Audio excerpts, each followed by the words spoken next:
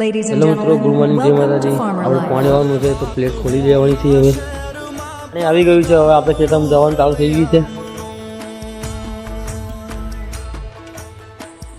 સવારનું પાણી ચાલુ કર્યું હતું તે હજુ થઈ ગયું છે. આવી ગયા છે.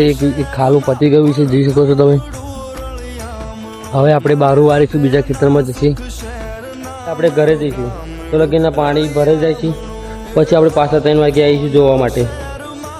મિત્રો, આપણે કીધું હતું 3 વાગે પાણી આપણું પતી જશે. આપણું પાણી પતી ગયું છે.